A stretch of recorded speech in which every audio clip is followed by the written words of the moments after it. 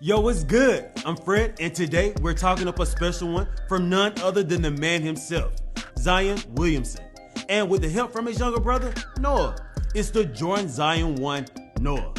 It was inspired from a visit to the Nike headquarters, where Noah got to draw on a pair of AJ1 low with some crayons.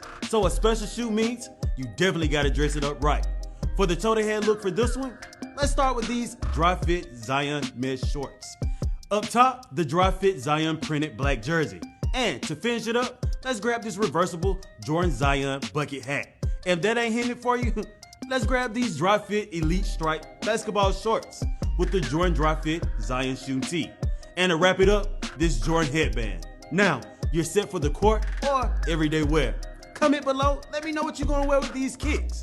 You know what to do, hit the follow button and keep up with the latest lunches on Hibbit.com. That's it for me, I'm out.